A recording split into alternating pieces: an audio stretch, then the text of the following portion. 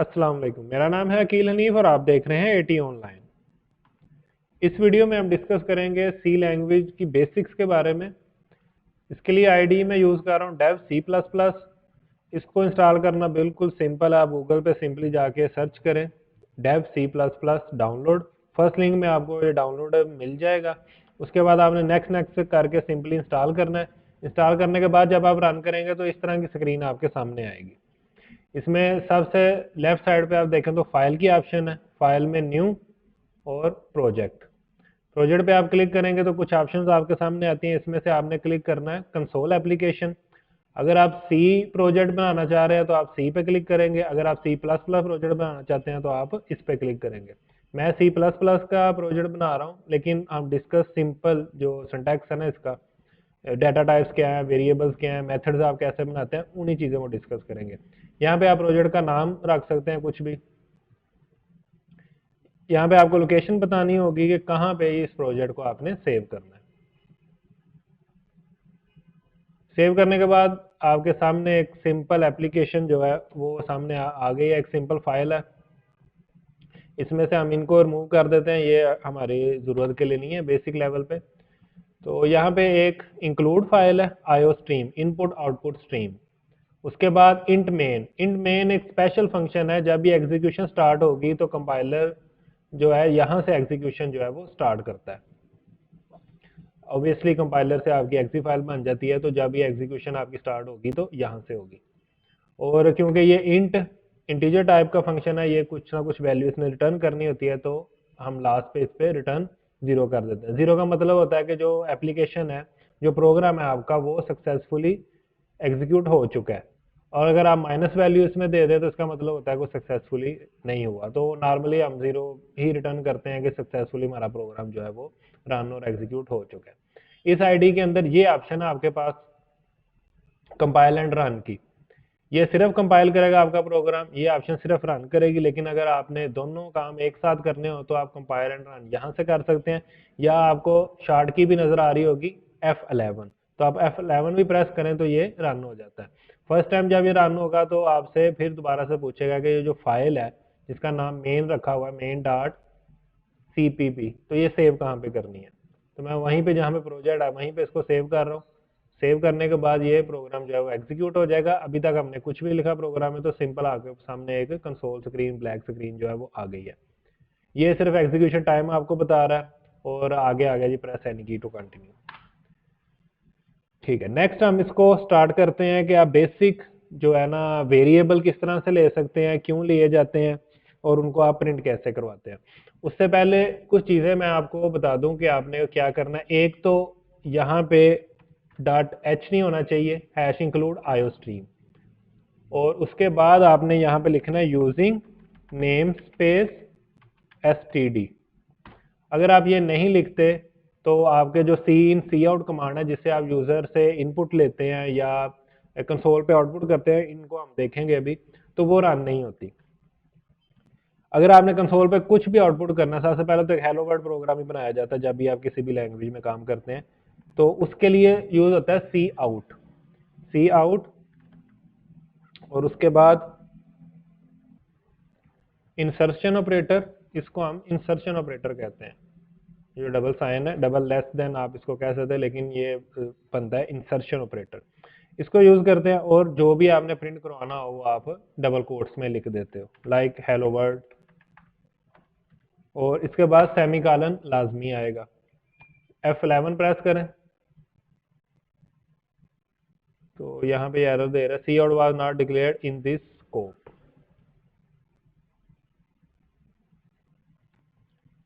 ये एरर है spell mistake का। तो इस तरह की मिस्टेक जब आप भी काम करते हैं तो आती है, तो इसलिए मैं वीडियो से इनको कटिंग नहीं करता। नेम स्पेस गलत लिखा हुआ है, तो अगर आप ऐसा भी इस तरह से गलत भी लिखा जाए तो ये यही आ रहा है, cout was not declared in this scope. और ये नेम स्पेस इसको भी कह रहा है यहाँ पे expected nested name specifier before name space. तो इससे आपको आइडिया हो जाएगा कि अगर आपके पास भी एरर आता है तो मे बी आपने स्पेल मिस्टेक की हो। तो यहाँ पे नेम स्पेस std और सी आउट F11। तो ये यहाँ पे आपके सामने प्रिंट हो गया हेलो वर्ल्ड, जो भी हमने सी आउट में लिखा था वो प्रिंट हो गया।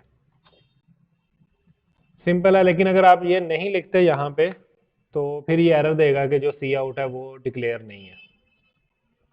तो उसके लिए एक हाल तो ये है कि आप यहाँ पे S T D double colon भी यूज़ कर सकते हैं, लेकिन ये बार बार जब भी आप इन कमांड्स को यूज़ करेंगे तो आपको बार बार ये S T D double colon जो है वो लिखना पड़ेगा। तो उसका आसान हल ये है कि आप बजाय इस तरह बार बार लिखने के आप नेम स्पेस जो है वो डिक्लेयर कर दें एस टी डी जो है, तो फिर आपको बार बार लिखने की ज़रूरत नहीं है, आप सिंपली इसको रन कर सकते हैं। तो ये बेसिक एक आउटपुट के लिए हमने देख लिया कि किस तरह से इस पर आउटपुट कर सकते हैं।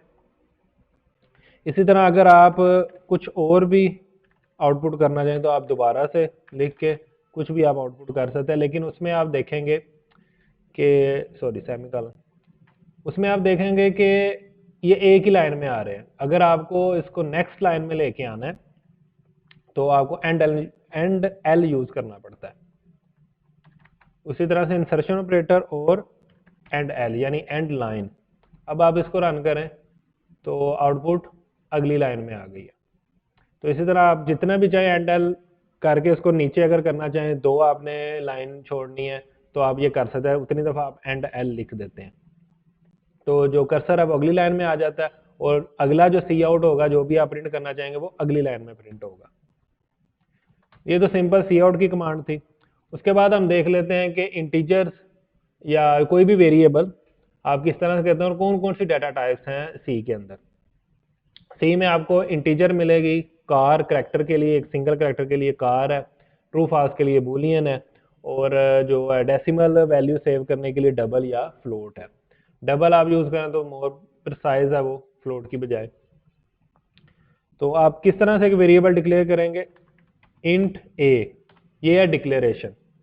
इस तरह से आप डिक्लेयर कर सकते हैं, और अगर आप ए को या किसी भी वेरिएबल को कोई वैल्यू दे देते हैं तो वो इनिशियलाइजेशन कहलाता है।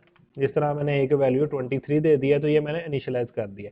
ये आप सिंगल लाइन में भी कर सकते हैं, लाइक इंट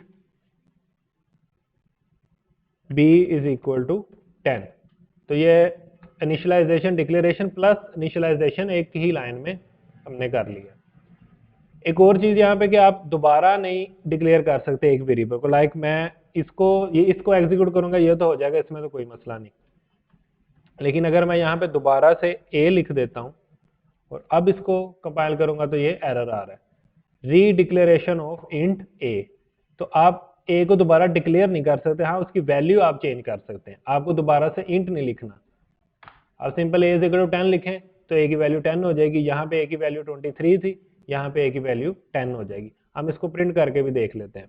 वेरिएबल आपने प्रिंट कैसे करवाना है, आप सिंपल उसी तरह से सी आउट लिखें, इंसर्शन ऑपरेटर और उसके बाद ए, तो वो वेरिएबल आ गया, वेरिएबल प्रिंट हो गया। न्यू लाइन के लिए हम इसको एंडल भी यहाँ पे कर देते हैं और अब दोबारा से यहाँ पर प्रिंट करवाते हैं ए और उसके बाद एंड एल। अब इसको रन करके देखते हैं तो ये देखें यहाँ पे 23, क्योंकि इस जगह पे ए की वैल्यू 23 थी, यहाँ पे पहली दफा जब वो प्रिंट हुआ है तो ए की वैल्यू 23 आई है, बाद में ए की वैल्यू 10 कर दी गई तो फिर प्रिंट करवाया तो ए की वैल्यू 10 आ गई है। तो आप एक वेरिएबल एक ही दफा जो है वो डिक्लेयर करते हैं, उसके बाद उसे वैल्यू कोई भी आप इनिशियलाइज कभी भी कर सकते हैं उस वेरिएबल को। ठीक है जी, तो ये वेरिएबल हो गया, ये हमने इंटीजर का किया था। इसी तरह हम डबल वेरिएबल, डबल डी, जो भी आप नाम रखना चाहें, डी इज इक्वल टू 10.8, तो आप इसमें डेसिमल वैल्यू जो है वो रख सकते हैं। लेकिन इंटीजर में आप इस तरह से डेसिमल वैल्यूज नहीं रख सकते। अगर आप इसमें वैल्यू देंगे ये रन भी हो जाएगा, लेकिन वो जो डेसिमल पार्ट है इसका ट्रंकेट हो जाएगा, वैल्यू अभी भी 23 आई है। लेकिन अगर हम इसको डेसिमल को प्रिंट करवाएं, इसको मैं ऊपर ही लिख देता हूँ और यहाँ पे, और ये वाले सी आउट खत्म कर देते हैं और यहाँ पे मैं डी को प्रिंट करवाता हूँ। तो यहाँ पे देखें ये डेसिमल पार्ट उसका आया 10.8, क्योंकि ये डबल था, लेकिन यहाँ पे हमने 0.9 उसको वैल्यू दी भी है तो यहाँ पे शो नहीं हो रही, क्योंकि सी लैंग्वेज के अंदर जो डेसिमल पार्ट है वो ट्रंकेट हो जाता है अगर आप वो इंटीजर को असाइन करते हैं। अगर ये डी भी मैं ए को असाइन कर दूंगा तो उसकी भी वैल्यू इसी तरह से 10 ही आएगी। लाइक अगर आप इस तरह से करते हैं यहाँ पे आप a is equal to D कर देते हैं और फिर a को प्रिंट करवाते हैं। 10 पहले भी है तो मैं इसको चेंज कर देता हूँ, कंफ्यूजन ना हो। 14.8, अब डी की वैल्यू 14.8 है, डी को मैंने असाइन कर दिया ए से और फिर ए को प्रिंट करवाया। तो यहाँ पे देखें जब असाइन करने के बाद प्रिंट करवाया ए को तो वो वैल्यू 14 ही रह गई है। तो अगर चाहे आप इस तरह से वैल्यू दें उसको कांस्टेंट की टाइप, कांस्टेंट की तरह, या आप कोई वेरिएबल ही उसको असाइन करें, एक डबल वेरिएबल इंटीजर को असाइन करें, तो तब भी उसका जो डेसिमल पार्ट है वो ट्रंकेट हो जाएगा। ये बहुत इंपॉर्टेंट चीज़ है, अक्सर इसी में प्रॉब्लम आती है और इससे आपके रिजल्ट भी चेंज हो जाते हैं। इसी तरह से जब आप डिवीजन करते हैं, इंटीजर डिवीजन करते हैं, तो उसका आंसर भी इंटीजर में ही आना होता है, वो फ्लोटिंग नहीं आएगा बाय डिफॉल्ट। लाइक अगर मैं यहाँ पे a की वैल्यू यहाँ पे मैं इसको दे देता हूँ 5 डिवाइड बाई 2, डिवाइड के लिए हम ये फॉरवर्ड स्लैश जो है ये यूज करते हैं। तो 5 डिवाइड बाई 2 अगर मैं यहाँ पे दे देता हूँ तो इसका आंसर 2 आएगा। हालांकि 2.5 बनता है वैसे अगर एग्जैक्टली ये डिवाइड होगा, लेकिन 2 आएगा क्योंकि हम इसको इंटीजर को असाइन कर रहे हैं और इसका जो भी आंसर आएगा उसका डेसिमल पार्ट ट्रंकेट हो जाएगा। लेकिन अगर आप इसको डेसिमल पार्ट में चाहते हैं यानी 2.5 आंसर चाहते हैं तो उसके लिए आपको ये डिवीजन भी डेसिमल में ही करनी होगी, यानी दो अगर आप इंटीजर को डिवाइड करते हैं तो उसका आंसर इंटीजर ही आएगा, चाहे आप उसे इंटीजर को असाइन करें या डबल को असाइन करें। अभी इसको देखते हैं कि इसका मतलब क्या है। इसके बाद मैं यहाँ पे इसको आप एक्सप्रेशन डायरेक्ट भी लिख सकते हैं किसी वेरिएबल में रखे बगैर। तो 5 डिवाइड बाई 2 यहाँ पे प्रिंट करता हूँ और यहाँ पे जो है 5 डिवाइड बाई 2.0 ये प्रिंट करता। अभी देखते हैं इसका क्या आंसर आएगा इन दोनों का। यहाँ पे मैं इसको सेपरेट करने के लिए एक सिंपल लाइन जो है वो बना देता हूँ ताकि उसे पता चल जाए कि ये हमारे जो हैं वो सिंपल जो एक्सप्रेशन हमने डायरेक्टली सी आउट को दी है वो आउटपुट यहाँ पे आ रही है। ठीक है, तो ये एक आउटपुट ये यहाँ पे आ गया 2 और यहाँ पे आया 2.5। यहाँ पे भी हैंडल कर देते हैं। तो यहाँ पे आप देखें 5 डिवाइड बाई 2 किया है तो 2 ही आया है, लेकिन 5 डिवाइड बाई 2.0 भी 2 ही होता है जैसे हमने मैथ में सीखा है पढ़ा है, लेकिन उसका आंसर 2.5 आया क्योंकि ये है इंटीजर डिवीजन। इंटीजर डिवीजन में मतलब ये है कि दोनों ही इंटीजर हैं, 5 और 2 दोनों इंटीजर हैं। जब आप इंटीजर डिवीजन करेंगे तो उसका आंसर इंटीजर ही आएगा, लेकिन जब आप उन दोनों में से कोई एक भी डबल या फ्लोटिंग में होगा, डेसिमल पार्ट में होगा, तो फिर उसका आंसर जो है वो आपको डबल में मिलेगा। लाइक आप 5.0 ये कर दें और ये 2 हो तो अब इसका आंसर 2.5 ही आया। दोनों में से कोई भी एक भी अगर वो डेसिमल पार्ट में हो तो उसका आंसर आपको डेसिमल में नजर आएगा। लेकिन अगर आप ये यहाँ पर भी 5 डिवाइड बाई 2.0 कर दें तो अभी भी आप देखेंगे इस लाइन से ऊपर जो है ये 2 ही आ रहा है, इस लाइन से ऊपर ये वाला ए प्रिंट हो रहा है, तो उसका आंसर जो है वो ट्रू 2 ही आ रहा है क्योंकि हमने ये असाइन किया है एक इंटीजर को। इंटीजर ने फिर वही काम किया, 2.5 में से 0.5 वाला जो पार्ट था वो ट्रंकेट कर दिया और सिर्फ आपको 2 डिस्प्ले हो रहा है। लेकिन इसकी बजाय अगर आप इसको किसी डबल को असाइन करेंगे, डबल बी हम रख लेते हैं वैल्यू के लिए, तो अभी आप इसको रन करें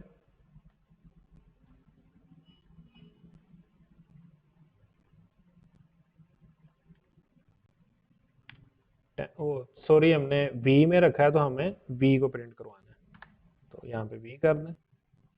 अब इसको रन करते हैं तो ये यहाँ पे 2.5 आ गया। तो दो चीजें हैं, जब भी आप डिवीजन कर रहे हैं ना, इस पे भी बहुत ज्यादा कंफ्यूजन रहती है। जब आप डिवीजन कर रहे हैं तो अगर आपके दोनों ऑपरेंड जो हैं वो इंटीजर हुए तो उसका आंसर इंटीजर ही आएगा, लेकिन अगर उन दोनों में से कोई भी डेसिमल में हो तो उसका आंसर वो डेसिमल में, डबल में या फ्लोट में जिसमें भी आप सेव करना चाहें वो आ जाएगा। तो आप अगर उसको डबल में सेव करवाएंगे तो आपको वो वैल्यू डेसिमल पॉइंट में मिलेगी। अगर आप उसे फिर इंटीजर में सेव करवाएंगे तो वो फिर उसका वही डेसिमल पार्ट जो वो ट्रंकेट हो जाएगा। तो ये तो कुछ हो गया डाटा टाइप के लिहाज से, डबल को हमने देख लिया, इंट को देख लिया। इसके बाद है कार, उसको आप किस तरह से करते हैं, सी या जो भी आप उसका नाम रखना चाहिए is equal to single quote में आप उसको लिखते हैं। सिंगल कोड में आप कोई भी करैक्टर यहाँ पे लिख सकते हैं, capital A, small A, S, कोई यहाँ पे स्टार है, कोई भी आप सिंबल यहाँ पे जो है वो ले सकते हैं, लेकिन कोई एक ही, एक से ज्यादा आप इसमें नहीं ले सकते। और आपने इसको सिंगल कोड में लिखना है। और अब अगर आप इसको उसी तरह से जैसे आपने इंटीजर या डबल को प्रिंट करवाया, उसी तरह से आप करैक्टर को भी प्रिंट करवा सकते हैं। तो ये एच करैक्टर हमने यहाँ पे रखा था, सी आउट करवाया तो एच करैक्टर यहाँ पे शो हो गया। और उसके बाद आ जाते हैं उस पे बूलियन पे, इसमें हैंडल। और बूलियन किस तरह से आप बूल लिखते हैं, बी एच मैंने लिख दिया इसको, और इसमें आप ट्रू या फॉल्स सेव करवा सकते हैं, या तो इसकी वैल्यू ट्रू होगी या फॉल्स होगी, इसके अलावा तो इसकी कोई वैल्यू नहीं हो सकती। और सी out B H,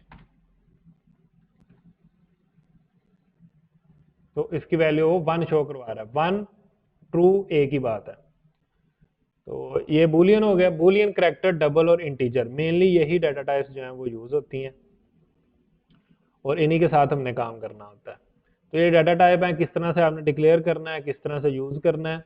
main point यही है कि जो नाम आपने एक दफा किसी भी वेरिएबल का रख लिया, आप दोबारा नहीं रख सकते, उसमें टाइप का भी कोई नहीं है। यानी अब मैंने डबल डी पहले से डिक्लेयर किया तो मैं बूल डी भी नहीं डिक्लेयर कर सकता, इस पे भी एरर आ जाएगा।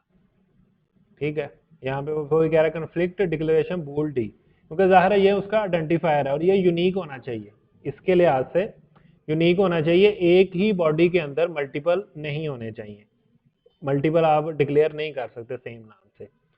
तो ये मेन की बॉडी है, यहाँ से स्टार्ट होके यहाँ पे ये खत्म होती है। तो इसके अंदर जो है आपको यूनिक अपने सारे वेरिएबल रखने होते हैं, आप नेम जो है वो दोबारा से डिक्लेयर नहीं कर सकते।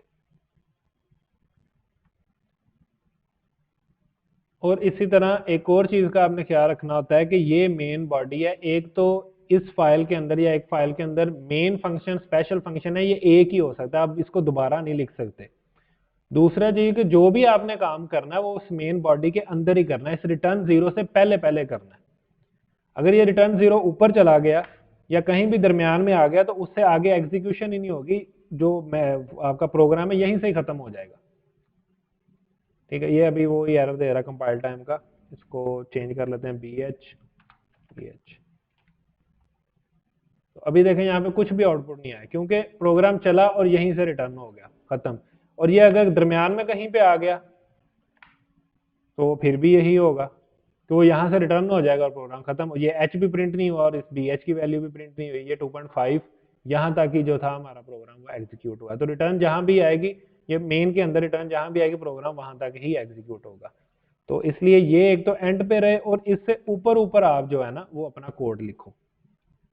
ये भी गलती नहीं, ये बहुत ज्यादा होती है कि मेन की बॉडी से बाहर लिख देते हैं, ये ब्रैकेट ही डिलीट हो जाती है लिखते लिखते। तो इन चीजों का आपने बड़ा ख्याल रखना है कि एक तरतीब से, तरीके से आप लिखते रहो, क्या आपने सेलेक्ट किया, क्या काम किया। और गलती से आपसे कुछ हो भी गया, मिसाल है आपने इसको कुछ करना था या यहाँ से कुछ कर रहे थे तो गलती से सिलेक्ट हो गया, बैक स्पेस हुआ, वो डिलीट हो गया, तो आप सिंपल कंट्रोल जेड प्रेस करो, जितनी दफा करेंगे उतनी दफा ये वापस जाता जाएगा, उतने स्टेप बैकवर्ड जाएगा। और कंट्रोल वाई करने से आपके स्टेप फॉरवर्ड होते हैं, कंट्रोल जेड से बैकवर्ड, कंट्रोल वाई से फॉरवर्ड। तो अगर आपसे गलती से कुछ हो भी जाता है तो आप सिंपल कंट्रोल जी करें और आपका जो आप वो जो भी गलती हुई है वो बैक हो जाएगी। और दूसरी चीज के इंडेंटेशन में रखें कोड को, इस तरह से ना हो ऐसे है कहीं पे कुछ ऐसे लिखा हुआ है, ये बिल्कुल भी रीडेबल नहीं रहता है, क्या हुआ है इसके साथ। तो इसलिए इसको भी इंडेंटेशन में रखें, पढ़ना उसको आसान होता है, उसको समझना आसान होता है कि आपका कोड जो है वो क्या परफॉर्म कर रहा है, क्या वर्किंग कर रहा है। ये सिंपल हो गया। इसके बाद आ जाते हैं इफ कंडीशंस हैं और लूप हैं। तो इस सब को मैं खत्म कर रहा हूं यहां से। सिंपल इफ कंडीशंस आप कैसे लगाते हैं, अगर आपने सिंपली कोई वैल्यू चेक करनी हो कि ये ग्रेटर है, लेस है या किसी भी उसके इक्वल है, तो उसके लिए आप सिंपल आप इफ यूज कर सकते हैं। यानी आपका जो फ्लो है ना वो डिपेंड कर रहा हो किसी कंडीशन के ऊपर, आपने वो कंडीशन चेक करनी हो, अगर वो कंडीशन ट्रू होती है, वो कंडीशन फुलफिल होती है, तब आप आगे एग्जीक्यूट करेंगे, एल्स में आप कोई मैसेज दिखा देते हैं या आपका फ्लो दूसरी तरफ चला जाता है। लाइक इसमें आप कह सकते हैं कि अगर किसी की एज जो है वो ग्रेटर देन हो 18 के, तो तब उसे जो है वो एडमिशन मिल सकता है। उसके लिए हम एक वेरिएबल सिंपल डिक्लेयर कर लेते हैं कि एज का एक वेरिएबल है, अगर ये ग्रेटर देन होगा 18 से तो फिर उसको अलो है, हम सिंपल कंसोल पे प्रिंट करवा देते हैं कि जी ये एलिजिबल है, और अगर नहीं है तो वो नॉट एलिजिबल है। तो एज का वेरिएबल ले लिया, उसके बाद इफ, उसके बाद आ जाती हैं जो राउंड ब्रैकेट्स हैं। राउंड ब्रैकेट में आप कंडीशन लिखते हो, इफ एक कीवर्ड है कंडीशन के लिए, उसके बाद आप राउंड ब्रैकेट्स लगा के उसमें कंडीशन जो है वो लिखते हो। Age greater than 18, greater than हमने चेक करना है तो ग्रेटर देन सिंबल लगाया। एज अगर 18 से ज्यादा हो, ग्रेटर देन 18 हो, इसके बाद आपने इफ की बॉडी लिखनी होती है। आप चाहे एक स्टेटमेंट लिखें चाहे 20 लिखनी हो आपने, आप बॉडी लाजमी लिखें, यानी करली ब्रेसेस लाजमी लगाएं इफ के साथ, और तरतीब से करते जाएं, उसको लिखते जाएं। ये ना हो आपने पहले कोड लिख लिया फिर आप करली ब्रेसेस लगा रहे हो, एक ऊपर जाके लगा रहे हो एक नीचे, तो वो नहीं ठीक, वो गलत हो जाता, कुछ ना कुछ आपसे मिस हो जाता है, फिर एरर आते हैं और आपको समझ नहीं आती कि ये एरर क्यों आ रहा है। अगर ऐसा है तो सी आउट और डबल कोट्स में एलिजिबल और एंड एल। और अगर ऐसा नहीं है तो हम फिर इफ के फौरी बाद एल्स पार्ट लिखते हैं, उसके दरमियान में कोई स्टेटमेंट नहीं आ सकती, एल्स, और उसकी भी सेम उसी तरह से body C out not eligible, sorry ये कोड ज्यादा हो गया, नॉट एलिजिबल,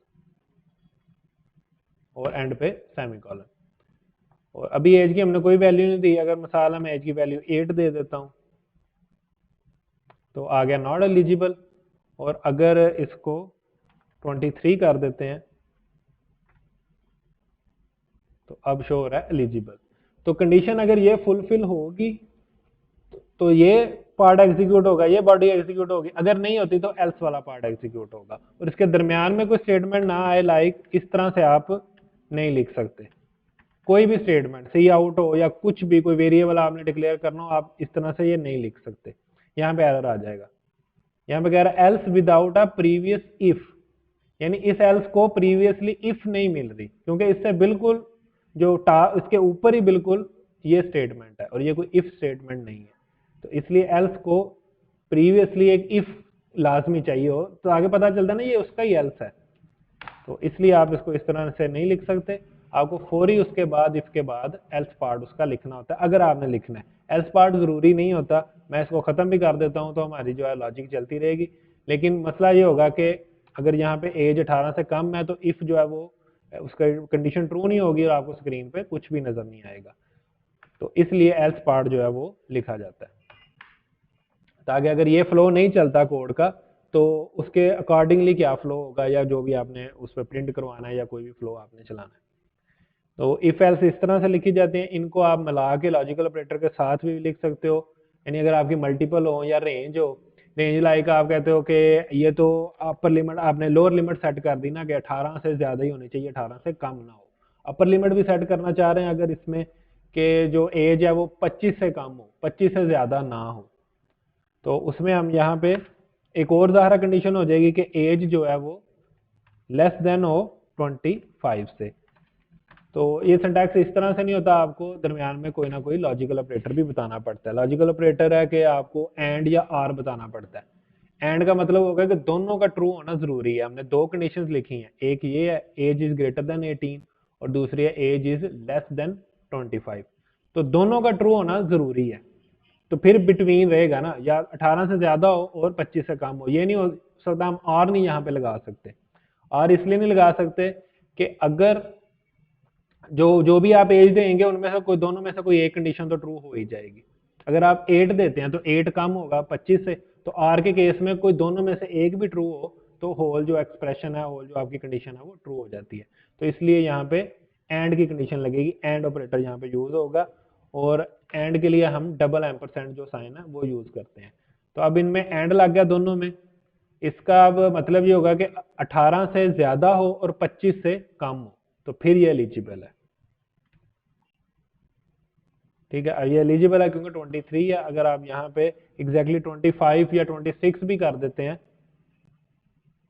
तो ये नॉट एलिजिबल में चला जाएगा, क्योंकि 26 जो है वो ग्रेटर देन है 25 से लेस देन नहीं है। और एग्जैक्टली अगर आप 25 करेंगे तो फिर भी ये नॉट एलिजिबल ही कहेगा, क्योंकि 25 जो है वो 25 से छोटा नहीं है, उसके बराबर है। तो अगर आपने ये कंडीशन जो है इंक्लूसिव करनी हो, यानी 25 को भी शामिल करना हो, तो उसके दो तरीके हैं। आप लेस देन और इक्वल टू लगा दो तो अब 25 भी शामिल हो जाएगा। पहले वो नॉट एलिजिबल कह रहा था, अब देखें अब वो एलिजिबल इसको कहेगा, क्योंकि वो बराबर है। एज इज लेस देन तो नहीं है लेकिन इक्वल टू है, तो इसलिए ये ट्रू हो गई और ये भी ट्रू होगी, 18 से ज्यादा है तो एलिजिबल यहाँ पे शो हो गया। या दूसरा तरीका ये है कि अगर आप इक्वल साइन नहीं लगाते तो आप 26 यहाँ पे लिख दो, तो फिर 25 भी जो है वो ऐड हो जाएगा, यानी इंक्लूड हो जाएगा आपकी कंडीशन के अंदर।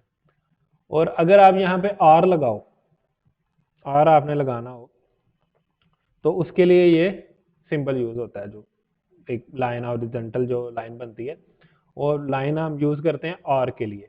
अब आर में आप कुछ भी दोगे तो ट्रू ही हो जाना है, क्योंकि दोनों में से कोई एक कंडीशन भी ट्रू हुई तो ये होल एक्सप्रेशन ट्रू हो जाएगा। अब यहाँ पे मैं चाहे 67 भी दे दूं तो ये ट्रू ही है, क्योंकि 67 जो है वो 18 से ग्रेटर है। तो अगर ये ट्रू हुआ तो इसको तो चेक करने की भी जरूरत नहीं है, आर के केस में एक भी ट्रू हो जाए तो होल एक्सप्रेशन ट्रू है। और अगर यहाँ पे आप 8 दे दो तो अब ये कंडीशन तो ट्रू नहीं होगी, लेकिन ये वाली ट्रू हो जाएगी। एज इज लेस देन 25, हाँ जी एज जो है वो 8 जो है वो कम ही है 25 से, तो इसलिए ये ट्रू हुई, तो फिर वही बात कि ये एलिजिबल ही होगा, क्योंकि दोनों में से एक ही ट्रू हो जाए तो होल एक्सप्रेशन ट्रू हो जाता है, चाहे ये ट्रू हो जाए चाहे ये ट्रू हो जाए। तो अगर आर लगा के आप इसको किस तरह से चेंज करोगे, आपको सिंपली इसकी निगेशन ले सकते हो, इस होल की निगेशन ले सकते हो, या आप इनकी भी इंडिविजुअली उसी तरह से कर सकते हो कि इनको चेंज कर दो, ये आप चेंज कर दो। तो आपने क्या किया, इसकी आउटर जो है, आउटर बाउंड्री जो है वो ले ली है कि एज जो है वो लेस देन 18 हो और एज जो है वो ग्रेटर देन 25 हो, तो उलट ले लिया, जो रेंज हमने अलो की थी वो रेंज सारी इससे बाहर निकल गई है। इस केस में एलिजिबल कह रहा है क्योंकि 8 इज लेस देन 18, लेकिन अगर हम वो दे दें जो हमारी एज अलो थी, 19 भी अलो थी, तो ये अब नॉट एलिजिबल कहेगा, क्योंकि हमने होल लॉजिक उलट कर दी है। तो ये नॉट एलिजिबल कह रहा है किस वजह से कि 19 जो है वो 18 से लेस नहीं है और 25 से ग्रेटर भी नहीं है, तो ये दोनों ही फॉल्स होगी, तो वो नॉट एलिजिबल में चला गया।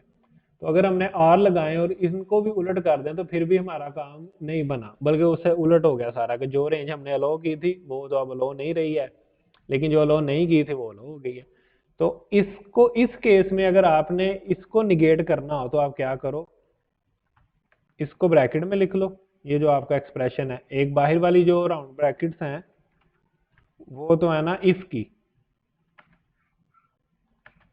ये वाली बाहर वाली जो है ये इफ की है, और ये जो अंदर वाली हैं ये हमने वैसे उनको पूरा एक्सप्रेशन को उसमें लिख लिया है, ब्रैकेट्स में लिख लिया, एक कर लिया, और यहाँ पे आप लगा दो नॉट, एक्सक्लेमेटरी साइन नॉट के लिए, निगेशन के लिए यूज होता है। ये अगर ट्रू रिटर्न करेगा होल एक्सप्रेशन तो नॉट की वजह से फॉल्स हो जाएगा, अगर फॉल्स रिटर्न करेगा तो नॉट की वजह से ट्रू हो जाएगा। तो अब आप 19 को देखो तो ये एलिजिबल आ रहा है, अब ये ठीक आ रहा है, लेकिन अगर हम कम कर लेते हैं, अगर हम यहाँ पे 12 दे देते हैं,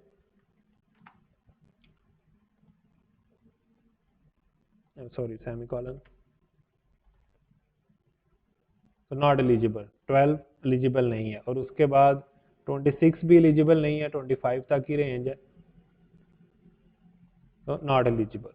लेकिन इनके दरमियान में एलिजिबल हैं, तो उसके और कोई देख लो, 22 एलिजिबल है, तो ये एलिजिबल यहाँ पे आ गया। तो इस तरह से हम अपनी लॉजिक्स को है वो सेट कर सकते हैं रिक्वायरमेंट के मुताबिक। मेरा मकसद ये था कि आपको आर की भी समझ आ जाए, नॉट की भी समझ आ जाए, तो जब आपने एंड से आर में कन्वर्ट करना तो हमारी ये कंडीशन बदल गई और हमने होल एक्सप्रेशन को भी निगेट कर दिया। तो ये उसी तरह से काम कर रहा है जैसे हमने एंड लगा के काम किया था इसके साथ। तो इस तरह से आप अपनी कंडीशंस जो हैं वो सेट करते हो। कंडीशंस के बाद नेक्स्ट हमने देखना है लूप्स को। मैं ये खत्म कर रहा हूँ। लूप तीन किस्म के हैं, वाइल लूप है, डू वाइल लूप है और फॉर लूप है। मोस्टली फॉर लूप यूज होता है, तो मैं यहाँ पर भी फॉर लूप को डिस्कस करूंगा। फॉर लूप और उसमें टोटल तीन चीजें होती है। लूप आप कोई भी लगाओ तो उसमें तीन काम करने होते हैं। एक तो सबसे पहले आपने जो एक वेरिएबल बनाना होता है, काउंटर वेरिएबल जिसको कहते हैं, जो काउंट कर रहा होता है कि कितनी दफा ये लूप चलना है और इस वक्त काउंटर की क्या वैल्यू है वो सेट हुई होती है। तो एक तो आपको काउंटर वेरिएबल चाहिए होता है, फिर उस पर एक कंडीशन चाहिए होती है कि लूप कितनी दफा चलाना है, उस वेरिएबल पे डिपेंड करता है वो। और आप कंडीशन लगाते हो कि कितनी दफा ये लूप चलेगा। और तीसरी चीज होती है उस लूप को अपडेट करना। वो इंक्रीमेंट भी हो सकता है, डिक्रीमेंट भी हो सकता है, या कोई किसी भी वैल्यू के साथ आप उसको अपडेट कर सकते हो। तो उसको अपडेट करना जो है ना, वो तीन चीजें टोटल होती हैं। पहले तो इनिशियलाइज करना काउंटर वेरिएबल को, डिक्लेयर प्लस इनिशियलाइजेशन, उसके बाद उस पर कंडीशन लगाना, और तीसरी चीज उसको अपडेट करना। सिंटैक्स इसका जैसे हमने इफ का लगाया था कि इफ है, उसके बाद ब्रैकेट्स है, इसी तरह से, और ब्रैकेट में कंडीशन आपकी होती है। इसी तरह से आप फार लिखते हो लूप के, फार लूप के लिए फार, और उसके बाद आपने सबसे पहले जो है अपना वेरिएबल डिक्लेयर प्लस इनिशियलाइज करवाना होता है। आमतौर पे इंट आई ही यूज करते हैं। Int I is equal to 0 और फिर सेमीकॉलन। तो ये 0 से इनिशियलाइज हो गया आई। उसके बाद आ जाती है दूसरी चीज कंडीशन। मिसाल है हमने इसको 10 दफा चलाना, तो हम लिखेंगे आई इज लेस देन 10, यानी ये तब तक चले जब तक आई की वैल्यू 10 से कम रहती है। फिर सेमीकॉलन, और उसके बाद इसको इंक्रीमेंट करना है। एक अगर आपने इंक्रीमेंट करना हो तो उसका सिंपल है i plus plus. Plus plus increment operator है, आप प्लस प्लस लगाते हो किसी भी और ये यूनरी है, यानी ये एक ही ऑपरेंड के साथ आता है। ए प्लस बी आप लिखो तो वो तो दो ऑपरेंड है ना, ए और बी, लेकिन प्लस प्लस जो है वो एक सिंगल के साथ आ सकता है। तो ये हर दफा एक वैल्यू आई में ऐड कर देगा। या आप इस तरह से भी कर सकते हो, i is equal to i plus one. तो सेम ही बात है कि आई में हर दफा जो भी आई की प्रीवियस वैल्यू है वो एक ऐड कर दो। लेकिन इससे ये होगा कि आप एक की बजाय अगर दो ऐड करना चाहें, चार ऐड करना चाहें, तो आप उसको कर सकते हो। अब यहाँ पे हम लिखते हैं सी आउट, कुछ भी आप लिख सकते हैं, मैं सिंपल प्रिंट करवा रहा हूँ, हेलो प्रिंट करवा लेता हूँ, एंड एल। ये 10 दफा जो है वो हेलो प्रिंट हो गया। अगर आप इसको कम कर लेते हैं, यहाँ पे आप 3 कर दें, तो ये 3 दफा प्रिंट होगा। लेकिन यहाँ पे एक और चीज आपने नोट में रखनी है कि आई 0 से स्टार्ट हो रहा है। तो ये 3 दफा तो लूप चला, लेकिन आई की वैल्यू जो है वो 0 से 2 तक रहेगी। या इसको मैं वापस 10 ही कर देता हूँ, और हम आई को ही प्रिंट करवा के देख लेते हैं कि आई की क्या वैल्यू है। तो आई की वैल्यू 0 से स्टार्ट हुई और 9 तक, तो टोटल 10 हो गया ना, 0 भी शामिल हो गया और 9 तक चला, तो टोटल ये 10 दफा चला। लेकिन आई की वैल्यू 0 से 10 तक जाएगी। दूसरा एक तरीकाकार होता है कि अगर आपने 0 से स्टार्ट नहीं करना है, इसको 1 से स्टार्ट करते हैं, तो फिर 10 तक चलाने के लिए आपको यहाँ पे इक्वल टू लगाना पड़ता है, क्योंकि जब आप 1 से स्टार्ट करेंगे तो फिर ये 9 तक ही चलेगा। आई जब 9 पे पहुंचेगा तो उसके बाद वो जब आगे नहीं जाएगा ना, क्योंकि 10 जो है वो उसके छोटा तो नहीं है, 10 से बराबर होगा। तो आप अगर इक्वल टू यहाँ पे लगाएंगे, लेस देन और इक्वल टू, तो फिर जो ये 10 दफा चलेगा। लेकिन अगर आपने 1 से स्टार्ट किया और सिर्फ लेस देन लिखा, तो ये 9 तक ही चलेगा, 9 दफा चलेगा, 1 से लेके 9 तक। लेकिन अगर आपको 10 भी शामिल करना, तो आपको यहाँ पे इक्वल लगाना होता है। तो दो तरीके होते हैं। कॉमन, बहुत ज्यादा कॉमन है ये कि आप इसी तरह आई से स्टार्ट करते हैं, या तो आप 0 से स्टार्ट करते हैं अगर आपने 0 से चाहिए, या आप 1 से स्टार्ट कर सकते हो। तो इक्वल टू यहाँ पे हमने लगाया, तो ये अब 1 से 10 तक जो है वो चल गया। अब यहाँ पे जो इंक्रीमेंट है वो जरूरी नहीं आप आई प्लस प्लस ही लिखो, या जैसे मैंने i is equal to i plus one, आप ऐसे भी लिख सकते हैं, आई माइनस माइनस लिख सकते हैं, वो भी एक यूनिट ऑपरेटर है, सिर्फ वो डिक्रीज करता है। आप प्लस प्लस जो है वो एक एक ऐड करता जाता है, और माइनस माइनस जो है वो एक कम करता जाता है। तो अगर आपने उलट लूप चलाना हो तो आप माइनस माइनस यूज करते हो। या अगर आपने एक की बजाय ज्यादा ऐड करने हो, लाइक आपने 2 ऐड करना हो, दो दो का आपने जंप करना हो, तो आप जो है यहाँ पे i equal to i plus two लिख देते हो। अब इसने डबल डबल जंप किया, 1 3 5 7 और 9। 9 के बाद 11 आना था, क्योंकि हमारा लूप ही 10 तक है, तो इसलिए वो 11 इसमें नहीं आया। तो आप यहाँ पे इस तरह से इसको अपडेट करने में आप कुछ भी लिख सकते हो, आप मल्टीप्लाई लिख सकते हो, डिवाइड लिख सकते हो, जो भी आपकी लॉजिक बनती है। लेकिन आपने एक चीज का ख्याल रखना है कि जब आप इस तरह करो और आप यहाँ पे माइनस माइनस लगा दो, i is less than is equal to 10, और आप आई जो है वो माइनस माइनस यहाँ पे लगा दो, तो अब देखें क्या होगा। ये चलता जा रहा है, ये इन्फिनिट लूप में फंस गया, ये लूप टर्मिनेट नहीं होगा। क्यों कि हमने आई माइनस माइनस किया, हर दफा आई की वैल्यू एक कम हो जाती है, और हमारी कंडीशन क्या है, आई इज लेस देन और इक्वल टू 10। तो जब हमारी हर दफा आई की वैल्यू कम होती जा रही है, तो ये तो कभी भी 10 से ग्रेटर में नहीं जाएगा, हमेशा 10 से लेस देन ही रहेगा। और हमेशा 10 से लेस देन रहने का मतलब है कि ये हमेशा चलता ही रहेगा, ये लूप ब्रेक ही नहीं होगा, कहीं पर खत्म ही नहीं होगा। तो आपने इन चीज़ों का ख्याल रखना होता है जब आप लूप का जो वेरिएबल है वो अपडेट कर रहे हैं और जो कंडीशन लगा रहे हैं वो वो ठीक हो, नहीं तो वो इन्फिनिट लूप में फंस जाएगा, या वो बिल्कुल नहीं चलेगा या वो लूप में फंस जाएगा। तो उलट लूप चलाने के लिए क्या किया जाता है, अगर आपको उलट ही चलाना है, यानी डिसेंडिंग ऑर्डर भी जिसको कहते हैं कि 10 से आपने 1 की तरफ जाना है, तो आप इनिशियलाइज इसको करोगे अपर लिमिट के साथ यानी 10 के साथ, और फिर चेक लगाओगे कि ये तब तक चले जब तक आई जो है वो ग्रेटर देन रहे उसके 1 के, या ग्रेटर देन 0 के रहे तो फिर 1 भी शामिल हो जाएगा, अगर आप 0 कर लेते हो इसको तो फिर 1 भी शामिल हो जाएगा, और अगर आप जो है वो 1 करते हो तो फिर आपको इक्वल टू लगाना पड़ता है। ठीक है, ये 10 से 1 तक आ गया अगर ग्रेटर देन 0। लेकिन मैंने जैसे बताया कि अगर आप यहाँ पे 1 कर दो तो सेम वही प्रॉब्लम आएगी जो पहले आए थे, वो 1 से 9 तक चला था तब। अब ये जो है 10 से 2 तक चलेगा, एक इसमें नहीं आएगा, तो एक को भी लाने के लिए आप यहाँ पे इक्वल टू लगा देते हो। तो इस तरह से आप उलट लूप भी चला सकते हो। उलट से मुराद के आई की जो वैल्यू है ना वो आपको डिसेंडिंग की तरह मिलेगी कि 10 9 8 6 7 5 उलट वैल्यू आपको मिलेगी। तो कई दफ़ा ये भी आपको रिक्वायर होता है कि आपने उसको उल्टा चलाना है, आपको पहले मैक्सिमम वैल्यू चाहिए और फिर करते करते आपको मिनिमम वैल्यू चाहिए। आई जैसे मैंने प्लस का बताया, इसी तरह आई का भी is equal to i minus 1, same ही बात है, आप आई माइनस माइनस लिख दो या i is equal to i minus 1 लिख दो, तो एक ही बात है। और आप जब इस तरह से लिखते हो तो फिर आप ज़ाहिर सेम उसी तरह से जंप भी कर सकते हो, 2 3 जो भी आपने जंप करना है आप कर सकते हो। तो ये 10 8 6 4 और 2 दो दो के जंप के साथ आपको ये वैल्यूज नजर आ रही हैं। और इसमें भी इसी तरह से आपने ब्रैकेट्स का ख्याल रखना है, बॉडी का ख्याल रखना है, आप जितनी भी स्टेटमेंट इसके अंदर लिखोगे वो सारी की सारी एग्जीक्यूट होंगी। लाइक अगर मैं ये लिख देता हूँ तो एक दफ़ा वो सारी एग्जीक्यूट होंगी ना, इसके बाद भी एंड एल,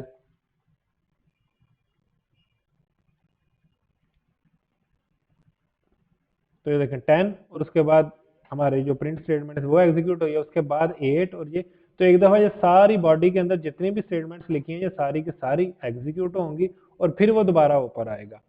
तो इसलिए इसकी भी बॉडी लिखना ज़रूरी है ताकि आप जितनी भी स्टेटमेंट्स लूप में एग्जीक्यूट करना चाहें आप इसमें कर सकें। इस वीडियो के लिए इतना ही है। नेक्स्ट वीडियो में हम इंशाल्लाह इससे मज़ीद चीज़ें देखेंगे, नेस्टेड लूप के बारे में, नेस्टेड इफ़ के बारे में, फंक्शंस के बारे में। इस वीडियो का मकसद सिर्फ था कि आपको बेसिक जो बिल्कुल बेसिक सिंटैक्स है और जो छोटी मोटी गलतियां नॉर्मली होती हैं जब आप कोडिंग करने बैठते हैं सी लैंग्वेज के अंदर, तो उनको एड्रेस किया जाए। इसके साथ एक और टिप है कि जब भी कोई एरर आता है, जब भी कोई मसला आता है, आप लाजमी कंसोल को देखो, ये ना देखो बस एरर आ गया वो रेड वहां पे शो करवा रहा है तो क्या मसला आ गया। तो आप कंसोल में देखो, वो बताता है, एक रीजनेबल मैसेज वहां पे मिलता है, कहता है एक्सपेक्टेड क्लोजिंग ब्रैकेट जो करली ब्रेस है at end of the input, तो कहीं पे आपने क्लोजिंग ब्रैकेट मिस की है। जैसे यहाँ पे आप फिर वो देखो अपना कि मेन का तो ठीक है ये यहाँ पे और एक यहाँ पे बंद हो रही है, लेकिन इसकी ब्रैकेट कहाँ पे बंद हो रही है, लेकिन यहाँ पे क्लिक किया तो वो यहाँ पे आगे बंद हो रही है रिटर्न के भी बाद। तो इसका मतलब है कि इसकी क्लोजिंग जो है वो गलत है, ये रिटर्न के बाद वाली जो ब्रैकेट क्लोज हो रही है वो तो मेन की होनी चाहिए, मेन की कोई क्लोजिंग है ही नहीं। ठीक है, तो आपको फिर वो फार लूप के यहाँ पे आपको ब्रैकेट इसकी क्लोज करनी है, क्योंकि आपको पता है कि रिटर्न से पहले पहले आपने सारा जो कोड है और ये जो भी लॉजिक है आपने अपनी रखनी है, क्लोजिंग करनी है, उसके बाद नहीं। अब ये देखें एक और गलती यहाँ पे हो सकती है कि ये आप यहाँ पे जो है ये लगा दो, तो ये ठीक है, अब ये भी उसको भी क्लोजिंग मिल गई है और इसको भी क्लोजिंग मिल रही है, लेकिन इसका नतीजा क्या होगा कि वो सिर्फ लूप एक दफा चला है।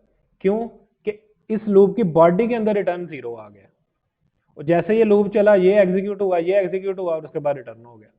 जैसे ही रिटर्न हुआ ये मेन से, तो वो मेन जो मेथड है इससे तो रिटर्न हो गया, उसके बाद वो आगे चला ही नहीं। तो इसका भी बड़ा इफेक्ट होता है कि आप इनको क्लोजिंग कैसे कर रहे हो, आपकी लॉजिक किस तरह से है। तो इसलिए बड़े ध्यान से जब भी आप कोड कर रहे हैं तो इन ब्रैकेट्स का, इन चीज़ों का ख्याल रखें ताकि आप इन सारे मसलों से बच जाएं। आप अपनी लॉजिक की तरफ ध्यान दें, ना कि ये बस निटी गिटी जो सिंटैक्स है उनमें ही आप फंसे रहें। इस वीडियो में इतना ही। अपना बहुत सा ख्याल रखिएगा। अल्लाह हाफिज़।